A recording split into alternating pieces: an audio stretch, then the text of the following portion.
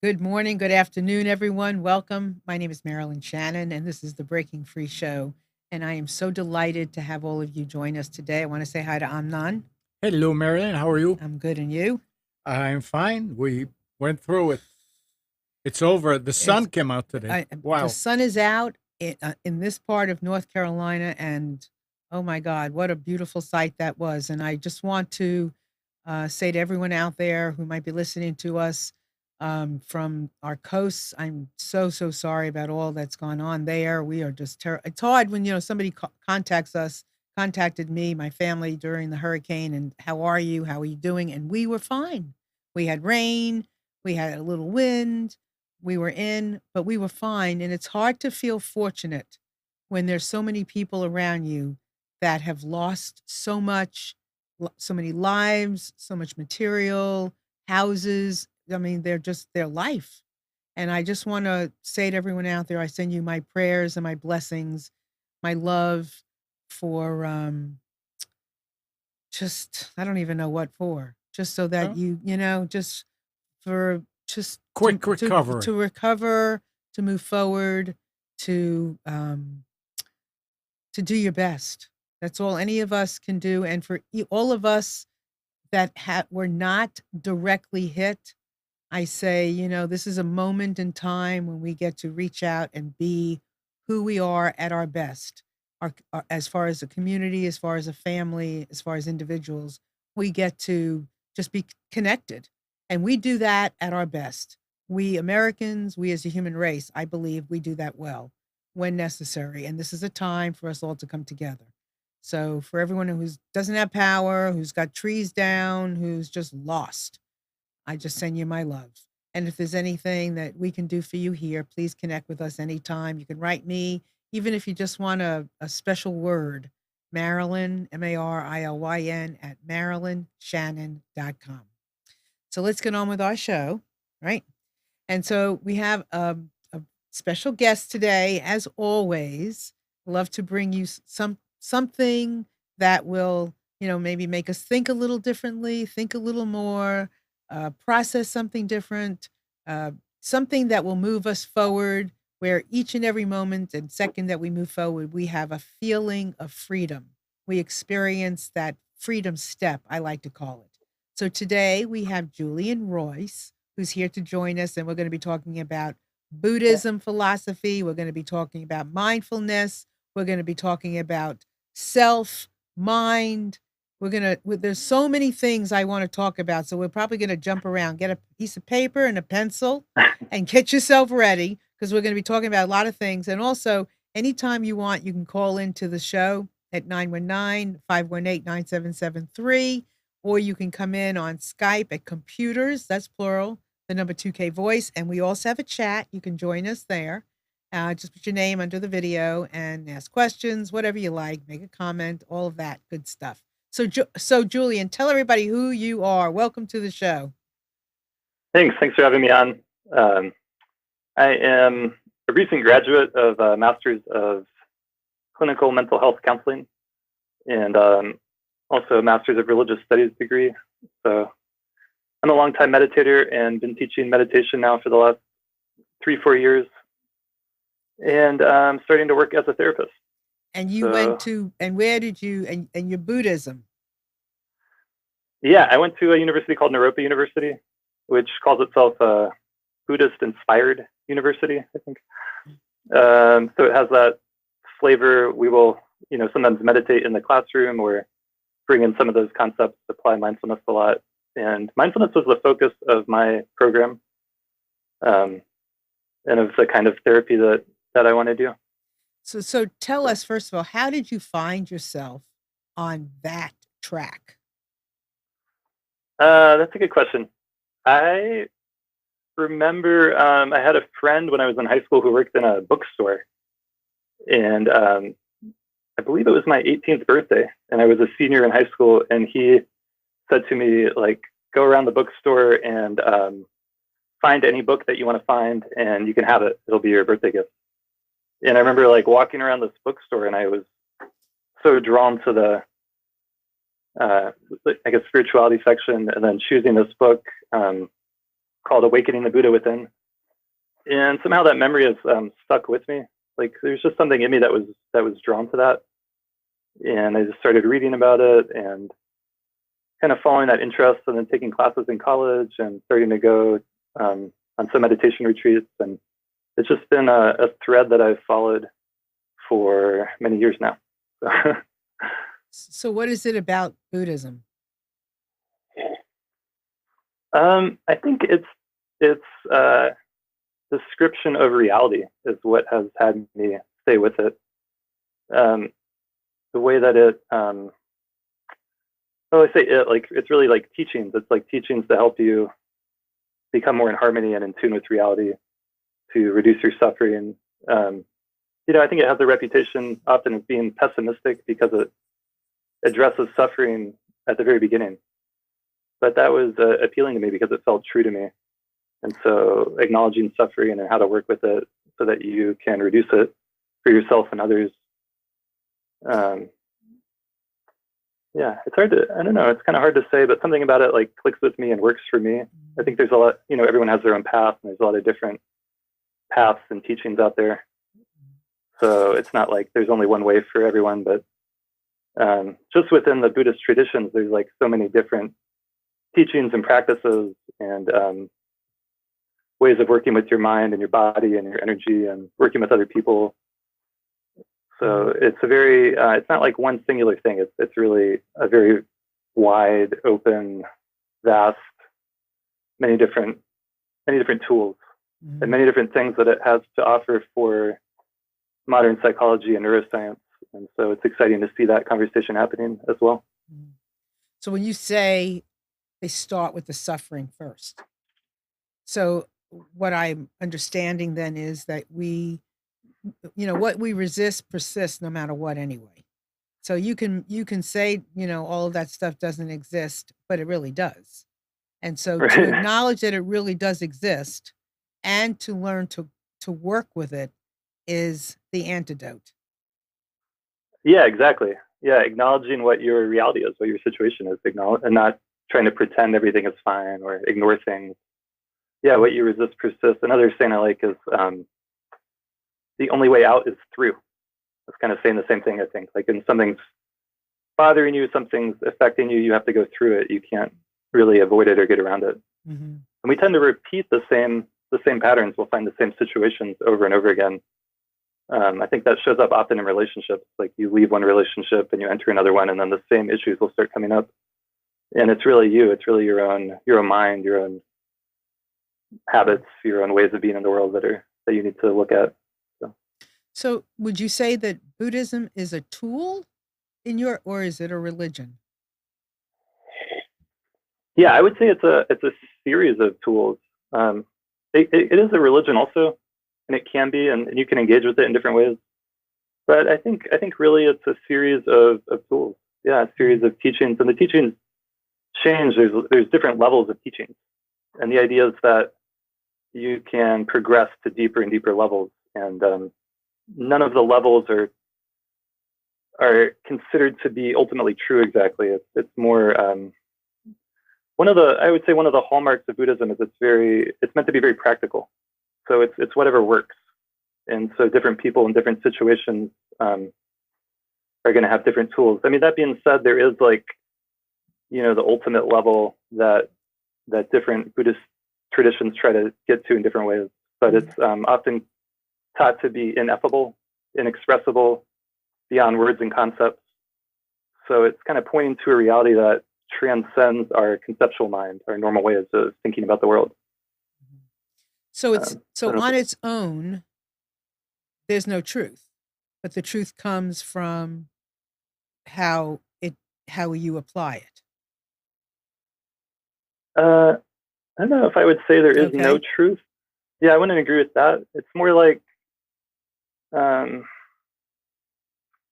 gets tricky to talk about, but yeah, I mean, that's what we like the most. Hey, Julian, I love it when it's tricky. Trick us, come on. You can't say there is no truth, but you can't say that there is it's not like the truth is this one thing that you can put in a box and I have it. It's more like, something that you can get in tune with or in harmony with or have some experiences of on deeper and deeper levels. Does that make sense? Yeah, Like, it does. yeah. So how have you changed in this journey of yours? That's a good question too. I think it's hard to see your own journey sometimes because you're in it. So I journal. I think that's a great practice for people. And I'll look back at my journals and I can appreciate my path when I do that more. I think it's helped me. I think part of it has just been like learning how to listen on a deeper and deeper level, and learning how to not react so much to my own thoughts and beliefs like instantaneously. Like give things more space, more time, be with things, be with discomfort. And I think that I feel like more of a lightness that can come in.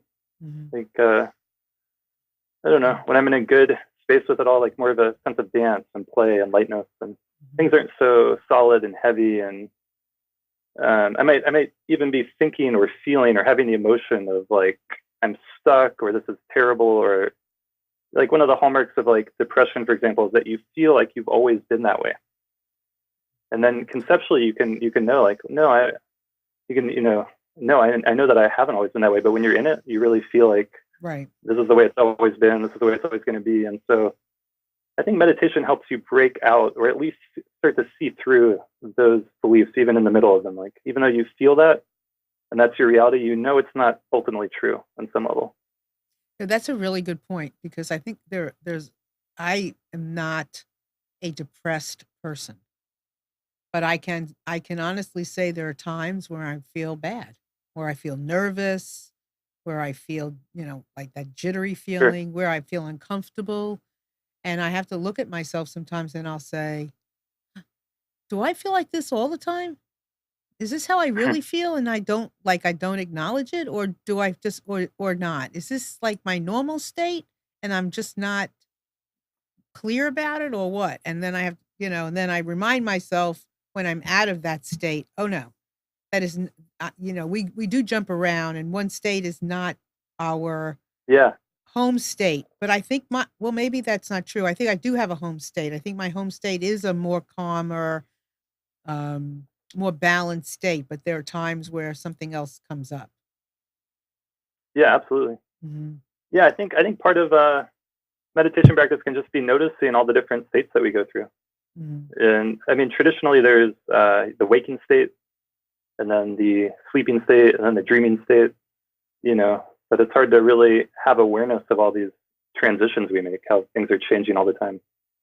So, And so, because of the journey that you have been on, how do you, and I know that we see the world out of our own eyes.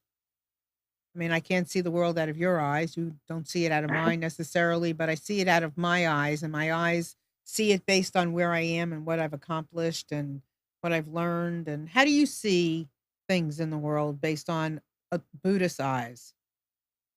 so good.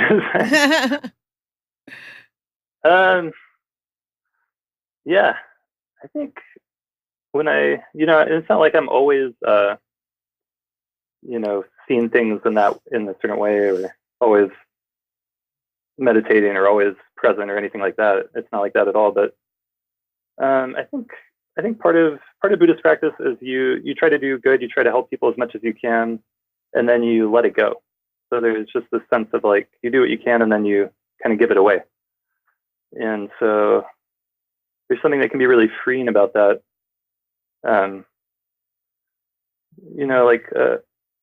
Kind of taking a leap to surrender control. And that can be scary for people, but it can also be freeing. And I think it's more true. Like we just don't get to control what happens. Like when I teach mindfulness class, I talk about how we can't even control what our next thought is going to be. We definitely can't control what our thought is going to be like 1 minute from now or 90 seconds from now. Or, it's just anything could happen in ourselves, let alone in the world around us. And so, I mean, on another level, it's like I want to try to help society become more compassionate. And I think everyone has that within them. It's like this desire, like we all want to be happy, and we feel good when other people around us are happy. It's not like we can just be happy on our own. We want to feel like we're contributing to the world in a positive way. And I really think that is something that pretty much all humans have to one degree or another. And it's a part of ourselves that can be developed. We can tune into that and acknowledge it and start to try to expand it. And I think a lot of the problems in our world come from people having different ideas about what is good and what is going to make people happier and what is right. And it's not like there's a lot of people out there trying to do evil. It's more like people have different ideas and understandings about the way things should be, and sometimes that creates conflict. I do think, and I'm not sure if I've ever said it this way before, so everybody out there get ready, because I'm not sure it's going to come out making a whole lot of sense, but I feel the sense of it. So let me do my best. I feel that it's already good. We just aren't expecting it to be this way. It's already a lot easier. We just don't always see it that way. And I really feel like it's already there. It's a matter of how we are looking at it. I mean, when you look at greed or anything, why is there greed? When there's so much, I mean, how much do you need? So I feel like it's if by taking a look at it and seeing it the way it really is. I mean, there's so much already. Absolutely. Yeah, I agree 100%. Yeah. I think we've been I think we're being conditioned all the time to want more with advertisements and with, there can be something good about wanting to improve yourself and improve your situation and get more. But yeah, when you talk about greed, it's like I just agree completely. Like if we can look at the world, if we can go, like, I think people can get that when they go out into nature and you see all the trees and it's just everything is already there and everything's already kind of perfect, just how it is. And it's so rich and abundant. Right. And we're being told that it's not there. Or we're being told that there's something else there too. And that something else there too doesn't necessarily doesn't have to be there. And it gets intrinsic and it gets worse and worse. So one of the tools so do we have a good concept of Buddhism then? So give us a concept of Buddhism. Okay.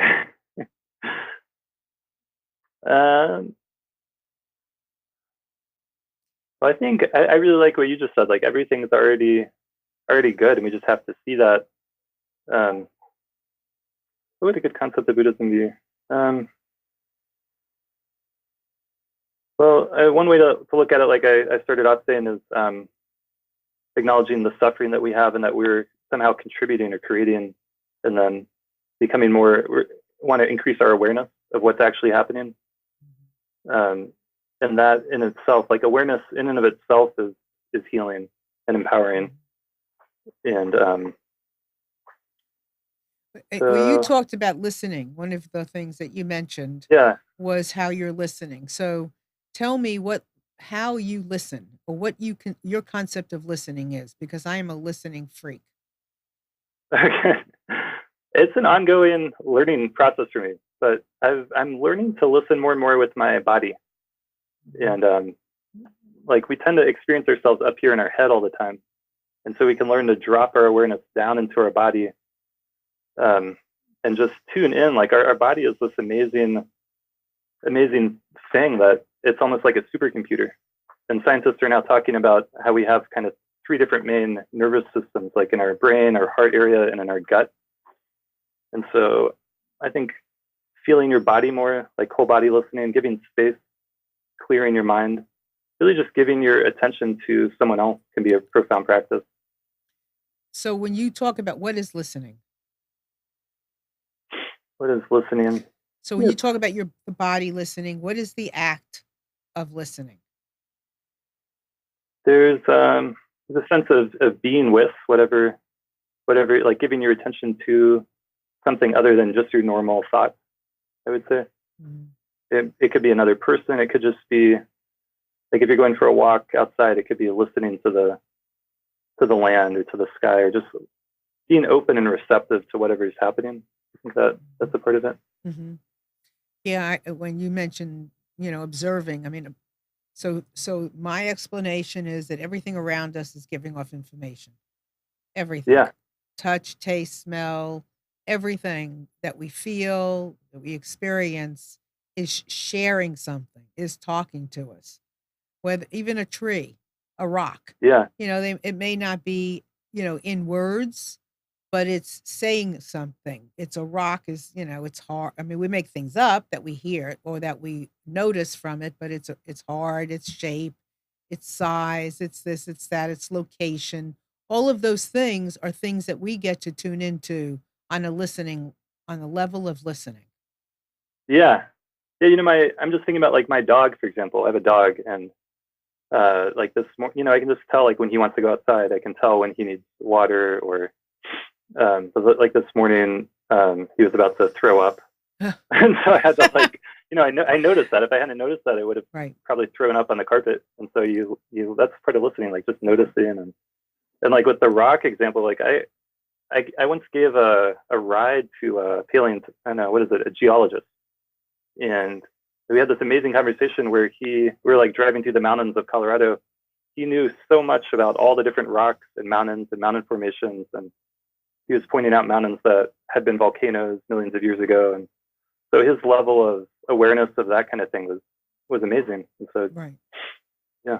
Right. And we can take that level of awareness and apply it to anything, to a person, to an animal, to a situation, to an experience, to anything. And when we apply it, well, we listen to know to apply it, and then we listen to get what we're going to get from the application of listening. And that whole thing is a listening. So, meditation. Talk to us about meditation, because you said earlier on that that was one of your key tools.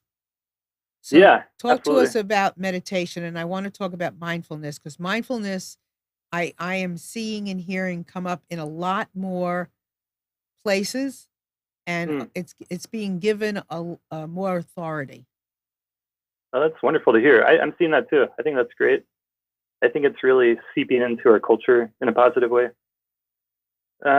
Meditations, it's like when you ask me about Buddhism, it's one of those things that is a huge topic, and there's so many different ways you could talk about it or approach it. But I once went on a Zen retreat, and the teacher, this is the Zen master Junpo Roshi, and he looked at us all very intensely, and he said, "Listen, listen." And then we sat in silence for, I think, the rest of the day. Like that was his meditation instruction, basically, was just to listen. So that might be a good way to start. You could also, I mean, the classical way it's often taught is you start to tune into your breath just as an object. You want to build the ability to focus. For a lot of people, and I think it's getting worse and worse with social media and cell phones and the speed of everything, but it's very difficult to stay with one thing for more than a few seconds. And so part of meditation is developing that ability to stay with something, to stay focused and present. And then you can talk about it in terms of, one way I like to think about it is, if you can take an object like the breath, and you're going to put your attention on the breath, and you're going to keep it there. And then you're going to get distracted and get lost in thoughts. And then at some point, you're going to notice that you're distracted, and you're going to gently bring yourself back to your breath, or the object of your meditation. It could be any object, really. And so that is a path of meditation that requires some effort. You're making an effort to stay with one thing and to let go of other things. And another approach to meditation that is actually potentially more accessible and helpful for people, and it it may become accessible after you've done this kind of more effortful practice for some time. But eventually you can start to practice in a more effortless way, where you don't need to try to do anything. You're just basically being. You're just letting yourself be and be open. And you're not getting distracted in the sense of getting caught up in a particular thought. But you're also not trying to hold your attention to any particular object. So you're just being in this open, spacious way.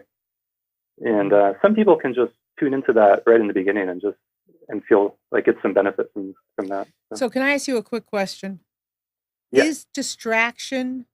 Because if you're if you're meditating and your thoughts go somewhere, what makes that a distraction as opposed to something else? That's a good question. It depends on your intention. It depends on your intention and the kind of meditation that you're doing. So if you're going to sit down and you say, I'm going to meditate for 10 minutes and I'm just going to focus on my breath, and then you lose the breath and you're lost in thoughts, or you hear a sound of a car and you start thinking about the car, or your phone vibrates and you start looking at your phone, then you've lost your object. So you're distracted from that. But if your intention is to, if you sit down and you're like, I'm just going to sit for 10 minutes and be with whatever arises for me, then a thought isn't necessarily a distraction, but it becomes very subtle. There's a difference between being lost in thinking and being aware of your thoughts as they come and go. And that's pretty subtle, and it gets more and more subtle as you practice with it. An analogy that's sometimes given is like our mind is like a river, and the thoughts are maybe like leaves going down the river, and you're sitting on the bank and you're watching the river and you're not distracted. But then if all of a sudden you wake up and you're in the water, then you got off track a little bit and you have to go back. Okay. And that happens over and over and over and over and over again. And it can be very frustrating, or that makes perfect sense. Okay, yeah. That makes perfect sense. Okay, well, before we go on to more, so I just want to say to everybody, there's so many little big little things that we can be talking about. So feel free to chime in anytime. The number is 919-518-9773, or you can come in at computers, that's plural, the number 2K voice on Skype, and you'll come in on voice. And you also can join us in our chat. You can put your name near our video and ask questions or comment or whatever you like. This is an open dialogue. We are skirting lots of different subjects here, but they all kind of come together. And we're just kind of dibble-dallying into different areas. So feel free to play with us and just call in and just chat and ask your questions that you might be curious about, whether it has to do with, mindfulness, meditation, theory of life, anything you want. Just come on in and let's just explore anything. Anything is possible and everything is okay. So I welcome the opportunity for you to do that. So that does shed a lot of light on the meditation. So having an intention before meditating, whether it's on the breath, whether it's just whatever happens, whether you're meditating on some music, whatever it is, that's the intention is what matters. Is that what I'm hearing? Yeah. I think the intention is huge. And I talk about that a lot. And I think that modern neuroscience is starting to bear this out, that we are under an illusion that we have the free will, like total free will. I can do whatever I want. And the reality is, like, we're very conditioned, If I like to eat Snickers bars, maybe that's because I grew up eating Snicker bars, and is that really a free choice? So the reason I'm bringing that up is, I think setting the intention. I mean, there's so many different ways to meditate, and they're all good and wonderful, and it's important to find whatever works for you. And then, but then if you're going to actually do a practice, having the intention in the beginning, and maybe that includes a set period of time, and then having an ending. I think those steps and having that container is important, and it builds a certain power. And then afterwards, you're like, wow, I feel good. I meditated for 10 minutes. And it doesn't mean that you were perfect or anything like that. It means that you set the intention and you did the practice to, whatever happened, and then you're and then you feel a sense of happiness with it afterwards, a sense of joy, a sense of like, I did something good and appreciate what you did. And I think that applies to a lot of things we do in life, just a more intentional way. I think the reason I said that about free will is because if you set an intention for something, like today I'm gonna, I don't know, could be any kind of intention. Like today I want to open my heart, or I want to be a kind person. If you set an intention like that in the morning, it can have an impact on your whole day. And there'll be little moments throughout the day where you'll have a choice to go one way or another. And if you set an intention, especially a strong intention, it can help you make a different choice.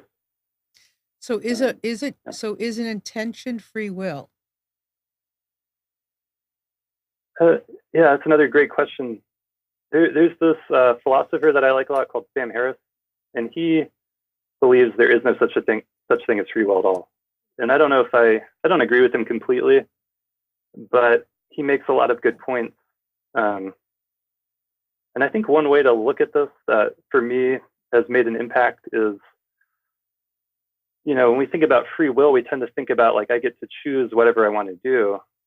But then like start to pay attention to what it is that you, like how it is that you choose something.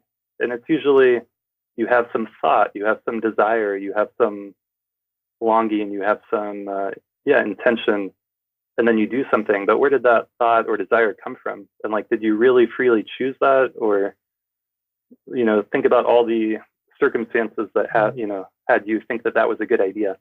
For example, if I go to a restaurant and my intention is to like be healthy, and so I'm going to order a salad, just as a like silly example. Why do I think that the salad is healthy? It's because of, things that I've read and heard about. It's not exactly my free will to just decide whatever I want to is healthy or not healthy. So, but okay, so why does Sam Harris not believe we have free will? He's kind of a materialist, and he's a neuroscientist, and he is looking at the neurons firing in our brain, and he is saying that if different set of neurons fire, you will make a different choice, and you will believe that is a free choice. But those neurons actually fired a few microseconds, a few moments before you have the conscious thought to do something.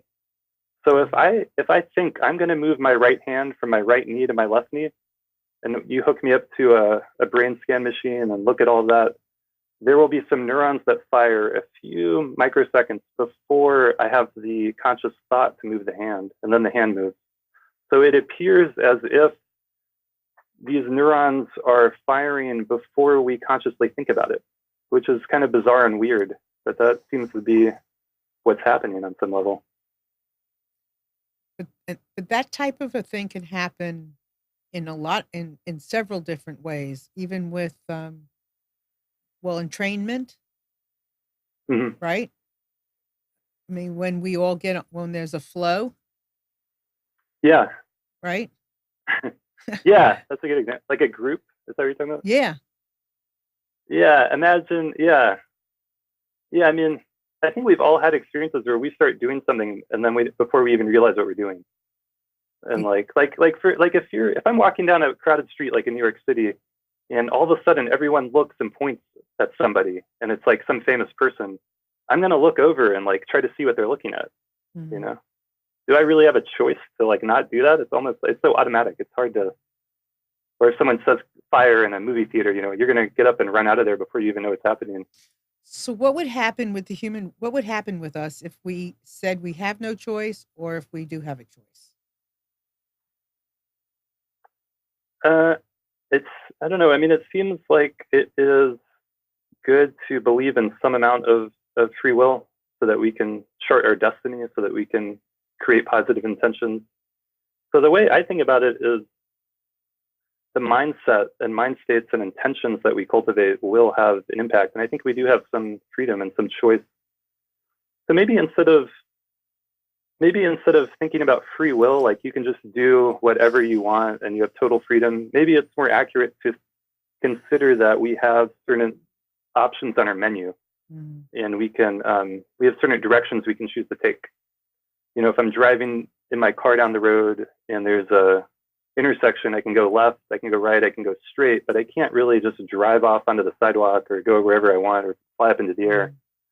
So I think we do have some freedom of will and freedom of choice, but our choices are much more limited than we tend to imagine they are. Yeah, Right.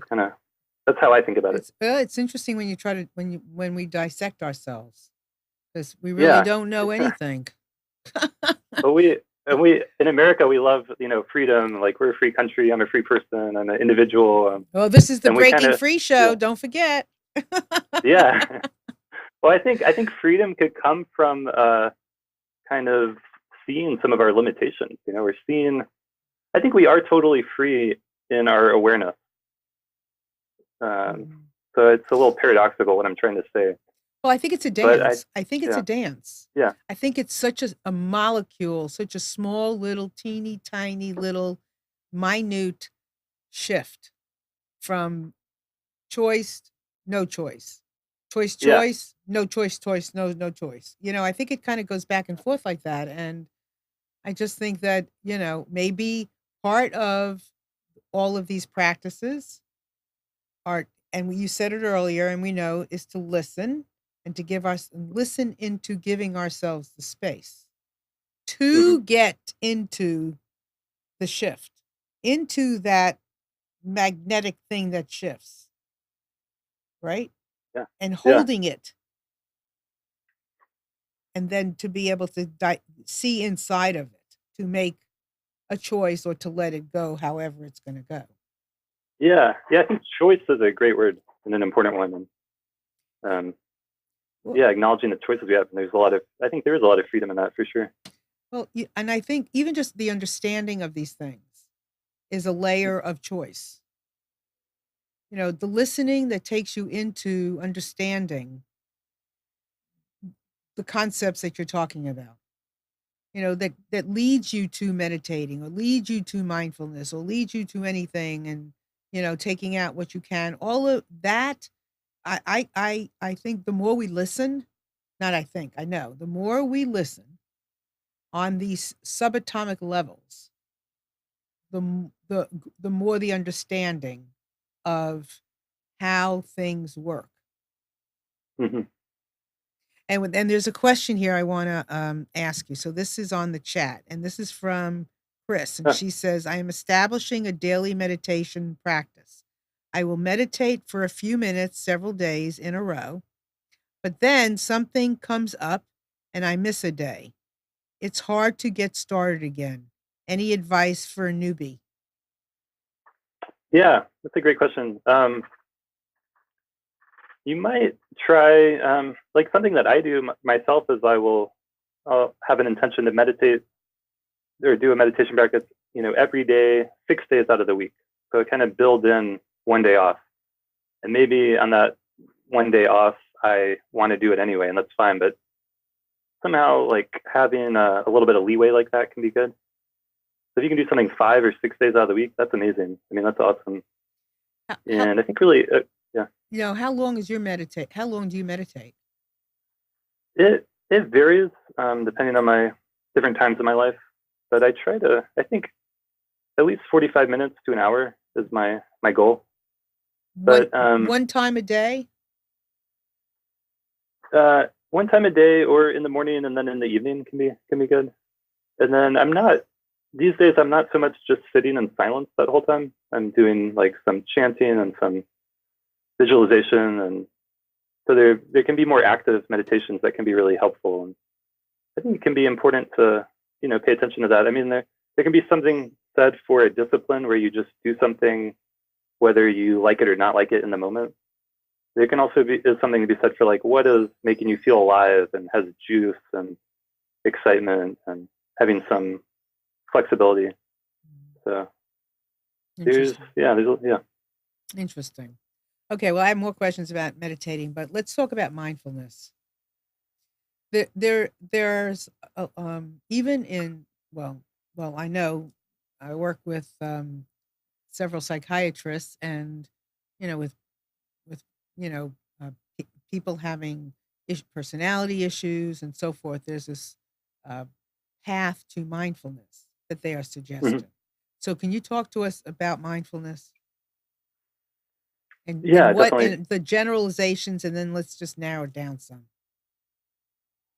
Um, yeah, mindfulness. There's a number of different ways that's being taught and talked about, and definitions. Um, yeah, and one definition that I like that is commonly used comes from this guy John Kabat-Zinn, who's a medical doctor, and he's really helped with the whole popularizing of mindfulness, and he's brought it to hospitals around the country, and I guess now around the world. Um, and his definition, see if I can get this right, of mindfulness is paying attention in a particular way to the present moment with a sense of kindness and curiosity. So just kind of turning on the lights, so to speak, becoming aware of what is happening, and being curious. The curiosity is a key part of this way of talking about mindfulness. So how is it done? Could you give us an example? Well, if we're talking about mindfulness as really just paying attention and being aware and listening, then it's really, it could be done at any time, any place, any situation. And it kind of goes back to that river example I gave. Like, are you in the river or are you aware that there is a river? Because when you're really in something, you lose awareness somehow of that's even happening. It's kind of like being in a movie theater and you're watching a movie and you're like so like in the movie, which is a great feeling to have. That is a sign of a good movie. But then at some point you're like, oh yeah, I'm in a movie theater. There's someone next to me that just coughed, and you kind of get pulled out of it a little bit. Right. So it's a focus. Focused awareness. A focus.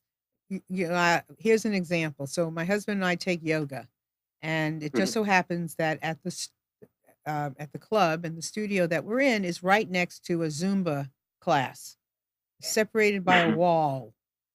And I will tell you, I'm not sure what time that Zumba class is over, but it starts before the yoga class. And when I walk into that yoga class, oh my God, that music is popping in my head. It's loud. I mean, I can feel the vibration. But once yoga starts, I have no clue when that other class ends. None. Interesting. It's interesting how you can, and I haven't been taking mindfulness trainings, and I mean, I know what it is, and I think I'm naturally doing it at times, but that is mindfulness. Yeah. Right? Well, okay. Another key point of mindfulness that I always emphasize is it's a natural part of our mind. We all have it. We're all doing it.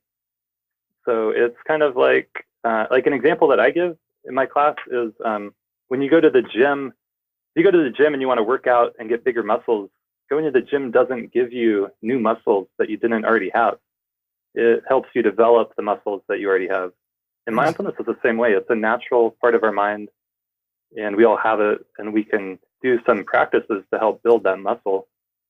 So what is good about all of these things? What's good about meditation?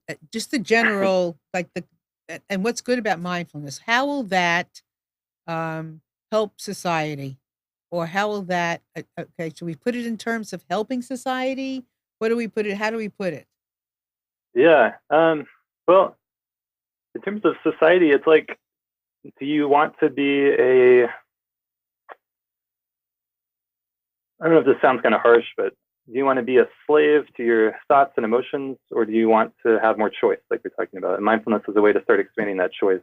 I mean, if you turn on the TV and you see an ad, do you want to run out to the store and automatically buy that thing, or do you want to be able to have awareness and make, informed decisions? So I think that's an important way to talk about it. I mean, it's like, interesting thing about our mind is, and we can experience this when we travel to new places. If you say you have a 40-hour work week and a family, and you have your normal day-to-day life, and 6 months go by, a year goes by, time goes by pretty quick, and then you take a week or even a 3-day vacation somewhere, and you're somewhere new and you're doing new things, and those 3 days will feel like a week or a month even. So time feels like it slows down because novelty, newness is happening. And what mindfulness can help us do is start to wake up in our daily life. So we're not just going through the motions. We're not just like on autopilot or awake and appreciating. You have more moments of noticing the sunset or seeing a friend and having more appreciation for them, more awareness of the impermanence and changing. And yeah, I think that's the real gift of it. And I think when you start to tune into that, maybe you make different decisions about what you eat or what, your consumption habits. You start to be more aware of the impact you have on other people in the world. And ideally, it will help us live more in harmony with each other. Yeah, there's a slowing down. Slowing down, yeah, exactly. Right? There's a slowing down. Recently I've noticed the sky. Nice, yeah. And not just the last couple of days when we've been having the hurricane here, but prior to that, I've been just noticing living under a sky. Yeah. It's been very interesting to me to look up and see this magnificent landscape painting that I am living under. Yeah. I mean, it's beautiful. It is beautiful. How many things can we turn around mindfully look at and notice the beauty, notice something in something? Absolutely. I mean, I think it's hard for us as modern people to appreciate and imagine our ancestors, or I mean, even people living more traditional lives today, how connected they felt to the cosmos, to the moon phases, to the sun, to the weather, to the sky. And then you guys just had that huge hurricane come through, and like it's this massive weather event that will force some people to slow down. I mean, I remember as a kid, we had Hurricane Fran. I grew up in North Carolina, and Hurricane Fran came, and we didn't have power for 2 full weeks. And it's one of my clearest memories of that time in my childhood. I mean, all of a sudden there was no air conditioning, no electricity, no refrigerator, no school. Like it was just this, and there was no TV. So you're just kind of there. And surprisingly, you're not bored. Like it was amazing. Like I got to meet my neighbors in a whole new way, and ended up being, in some ways, it's a terrible event, obviously, but in some ways it had a lot of positives. Like everyone, like you were saying at the beginning of the show, people came out and helped each other, and we all had like a barbecue and made food together, and we slowed down. Slowed down. So do you, from the perspective of where you are and what you've learned and where you come from and the concepts that you've acquired and what you're teaching, how do you look at a hurricane? Yeah. I mean, when I've been following the news and feeling compassion and care and concern, and it's terrible to read about people dying. That's terrible. It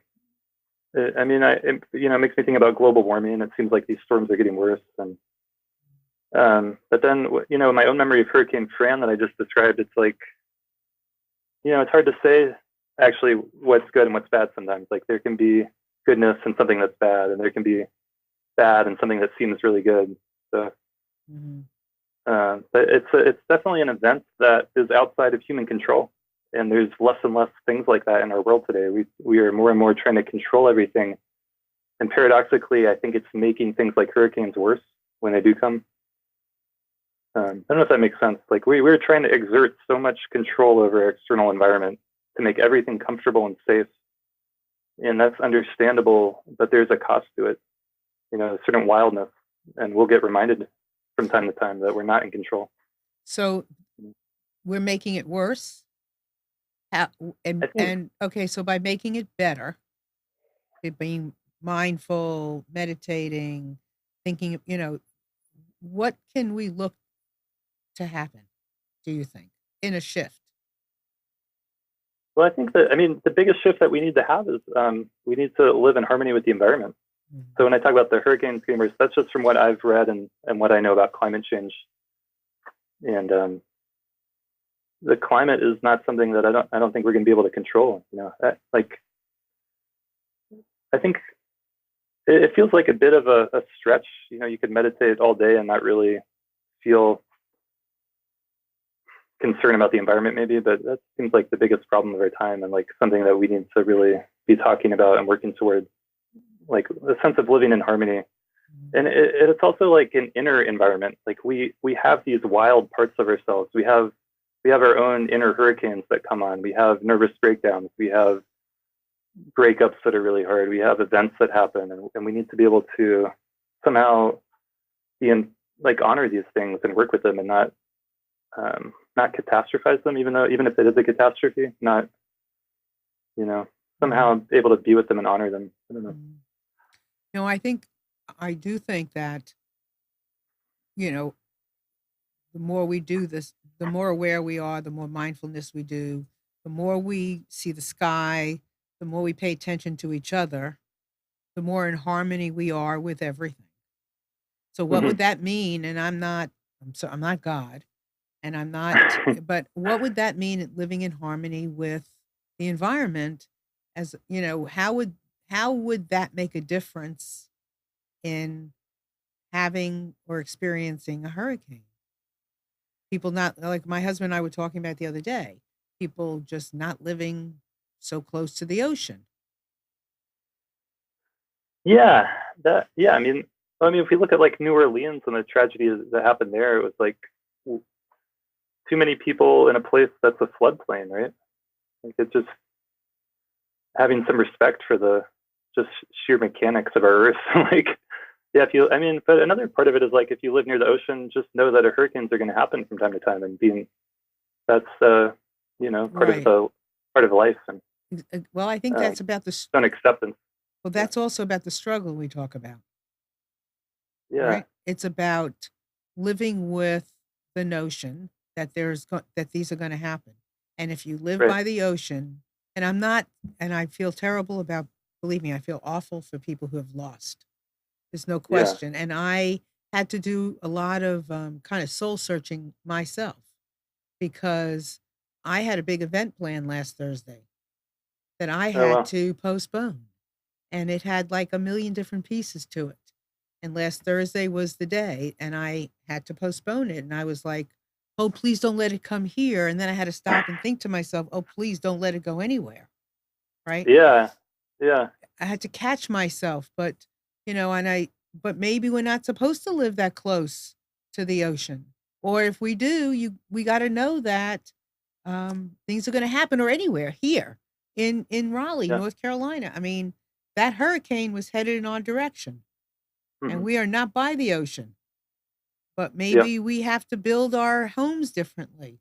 Maybe we have, I don't know. We have to think about it, because it could have happened here. Or maybe we just go with, if it happens, it happens. And if it doesn't, it doesn't. Yeah. I think this conversation is going to be happening more and more often if the sea levels keep rising, and how many cities are right on our coast. And I mean, it's just a massive thing to think about. But going back to the Buddhist teachings, there's like a sense of like shit happens. And shit happens. We make all these plans, and then shit happens. And I think of everything that we've chatted about today, it's that the choice, or free will, free choice. Whether we have it or we don't, whatever shit's going to happen. Yep, absolutely. Shit is going to happen. I mean, I've lived through several hurricanes, and it's going to happen again. And I haven't lived at the ocean. I have not lived at the ocean. I have lived inland. But you know what? Who knows? I've lived through tornadoes. Oh, yeah. So this is the beauty of our environment. This is the cleaning up of things. This is we got to, and like Amnon said, we got to take the good with the bad. Yeah. And how do you define bad? Yeah, that's you can't really. I don't think you really can. I mean, how many people? If you go on like TED Talks and you see like, or whatever it is, you see inspiring talks by people. How many of those people had something really difficult happen in their life that they worked through and overcame, and to get to where they are today? And if everything in their life had worked out the way they thought they wanted it to, how boring. No one would know who they are. So. Well, it's impossible. It's impossible. It's impossible, because growth. What does growth mean? When I talk about freedom, and I do, I'll say, well, what are you getting free from? What's freedom Right. mean? What are you going to get free? Where does freedom come from? So, how do we value our property, or how do we value each other, or how do we, anything? It's it it's through the struggle. It's through a loss. It's Yeah. through, I mean, how do I appreciate the sky, man? I haven't looked at it in a long, long time. And I'm like, wow. Even when I was looking at it, wasn't looking at it. So now when I look at it, I'm really looking at it. Nice. Yeah. And I think talking about things like, like this in these kinds of ways. I mean, I don't like talking about the hurricane like, oh well, I don't like it. Yeah. Yeah. But I don't like seeing trees down. I don't like hearing about the Yeah. deaths. I Yeah. Of course not. Yeah. I don't like it. But then I think to myself, why did people stay in their homes? Right. I don't Well, know. there was a lot of warning, but yeah, it's sad. I mean, we don't want to see anyone die. I mean, that's the worst thing No. that I've heard about it, and all the destruction and property, and yeah. So we're There was almost. a Go ahead. What were we going to say? Go ahead. I'll try to make this real short. There's this really old Indian story from India, and the story goes on for a long time, but just to make it real short, it's like there's this man who's a farmer, and he has a son, and the son is playing on this horse that he got, and the horse kicks the son off, and the son breaks his leg, and everyone in the village is like, "Oh my God, I'm so sorry, your son broke his leg. It looks terrible. This is really bad." And the father just says, "We'll see, we'll see." And then a few days later, the army comes through, and they're conscripting everyone to join the army. But because his son has a broken leg now, he doesn't have to join the army. So then everyone says, "Oh, that's such good fortune. You got really lucky. All these people are probably going to die, and your son will get to live. You're so lucky." And then he just says, "We'll see, we'll see." And the story just keeps going like that. And it's kind of like you can never really say whether something's good or bad. That's exactly right. It's the same thing about free will. Okay, so we're almost out of time. So tell everyone, about, your service and where they would find you. Do you have a website? Yeah. I have a website called julianocean.us, JulianOcean, julianocean.us. And you can find me there. And I am working to launch a new website called nondualmindfulness.us. And you can find me on Facebook, Julian Royce, email. So those are probably the best ways to reach me. And if you can't find them, ask me and I'll tell you how to find them. Okay, thanks. Yeah, this has been great. Oh, it's been a pleasure. And I want to thank you all for being here. And just so you know, I have rescheduled my book launch, the one I was supposed to have last Thursday, to October 11th. Same place, American Institute of Health and Fitness in North Raleigh, from 6 to 9. All the twins that were going to be there are still going to be there. And I hope you all can join me there. It's kid friendly, of course. We'll have twin teenagers and all the way up to age 93. My mom and my aunt will be there, and we're going to be talking about relationships. We're going to be talking about individuality and how we be individuals, and is at the same time of being a collective, which of course is something that many people struggle with. We all struggle with at times, just like free will. How do you know you're not listening to somebody else and it's your choice, not theirs? So we're going to have a big conversation about that from 6 to 9 at the American Institute of Health and Fitness. And you can find my book on Amazon, both of them, the twins and the men. And next, I'll be working on the millennials. And if you have any questions at all about anything, please reach out to me at marilynshannon.com. And Julian, what would be a word of advice in going forward for our audience? I like slowing down. I think that can be the most powerful. That's one of the most powerful things I get told from time to time. And I tell myself, slow down. Slow down. We move too fast. We got to let things rest, don't we? Yeah. Slow down. So with that, everyone, I'm so delighted you had this opportunity together. Thank you so much for being here with me and Amnon and Julian, and we will see you next week. Bye.